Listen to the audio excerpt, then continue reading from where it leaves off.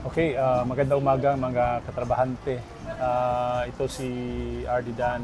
Dito kami sa Calbayog para Calbayog City.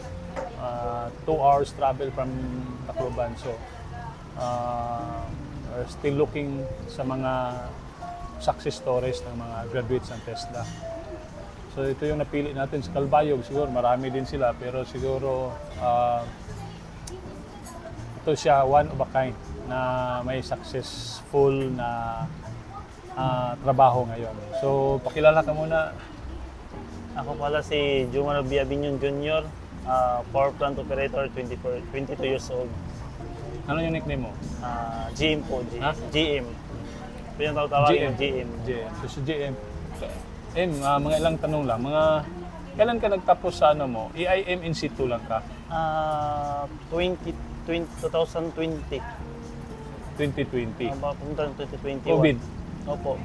Dito sa Calbayog. PTC. Opo. PTC. Sino ang trainer mo? Si Aldwin Calamayo. Si Alvin Calamayo. So, Yan po din yung naging trainer ko at naging coach ko din sa competition. kaya naging regional. By the way, si GM is regional champion sa area na electrical. Okay, so ang alam ko naging very successful ka kasi yung position mo nga ngayon nasa ano ka? Anong company ka? GT Energy Corp. So ano siya contractor siya ng NGCP, parang gano'n? Hindi, parang private siya. Pag once na kulang supply yung... Mayroon ka pundo, mayroon kayong pundong na power. Hindi, kami mismo pa-generate. Gawa ng kuryente. So ano kayo, nakadikit kayo sa mga cooperatives o dito sa Sa NGCP lang. Sa NGCP? Okay, sa NGCP, sa malaking company. Anong position mo doon? Power plant operator, junior. Paano ka nakapasok dyan? Ang alam ko, mga kinuha dyan is mga licensed electrical engineer. Nakakuha lang kasi mabilis din ako makapasok dito sa pagtrabahuan ko kasi naka-3 gold medalist din. 4 pa lang gold medalist sa competition. Sa TESDA, regional level. Regional and provincial. So tinitingnan nila yan as part of requirement. Yes po. Parang na lang po, pogi points na, additional pogi points din yun. Una, Tapos yung din in ako. situ mo. Yes po. Pangalawa, yung mga regional winners ka Yes sa po. Yes po. competition. Yes po.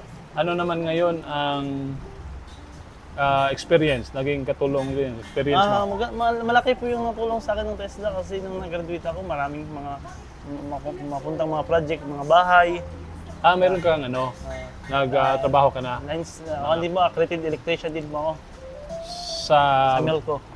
Accredited electrician, bakit ng bahay. Tapos yun, pag-graduate ko din sa TESDA, nakapasok din ako, hindi ako nahirapan pumasok dito sa pagtrabawan ko ngayon.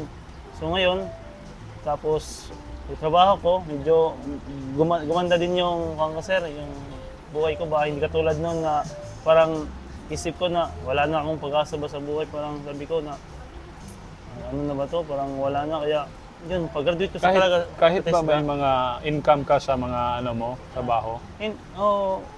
Nung wala pang TESDA sir, hindi gano'n ko talaga kalakihan yung yung Sahod? hindi kita, hindi talaga kalakihan mo.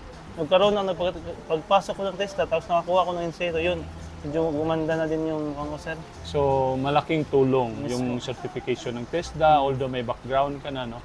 So, ngayon, masabi natin, mas maganda pa yung buhay mo ngayon, nandyan ka sa company. Maganda. Hindi naman talagang maganda. Yung sakto lang talaga na yung makakaraos ba. Pero, gusto ko lang linawin kasi naging successful story. Kasi meron din mga aplikante doon na noon na mga engineers, electrical siguro, pero wala kang kilala sa company.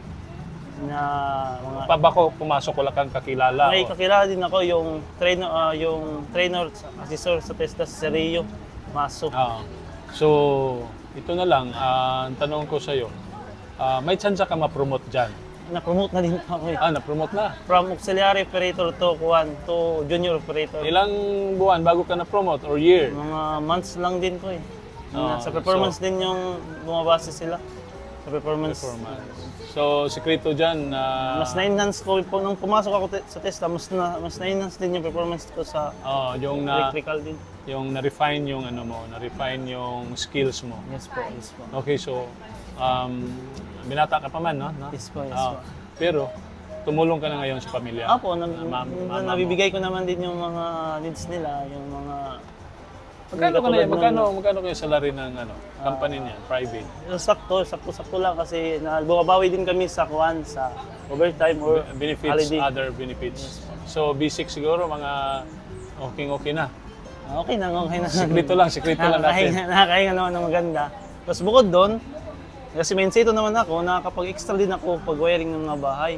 Hanggang ngayon? Opo. Very good. Meron So, naman ako dito akong ID na sa Melco Electrician. yan yung magandang istorya kasi hindi lang siya nahawakan ng sariling company niya but merong open for others. So ito yung success story na sinabi ni GM nung wala pang TESDA, medyo mahirap siyang i-promote yung sarili niya, di ba? Pero nung na-refine na siya, certified siya ng TESDA, ito hanggang nakuha siya sa pinakamalaking company ng electrical dito. So ito na lang GM, anong masasabi mo sa mga viewers natin sa Trabahante? Kung wala kayong pag-asa na hindi kayo nakapagtapos graduate o may test na naman na tutulong sa iyo. Magporsigido lang kayo, makukuha niyo yung gusto niyo. Sabi ba nila, test na abot lahat. Okay, good. So pero nag-college ka rin? Hindi po. Graduate ng high school lang? Senior high school po. Senior high. Wala ka nang, anyway, that's the good option. So, di ba success story na ang iba pumasok ng mga university para magkuha ng electrical pero ito ngayon. So, maraming salamat sa time GM ha. Kasama sa Trabahante natin nga page. Sabihin natin sa TESDA, kayang-kaya. Ready? Sa TESDA, kayang-kaya. Okay,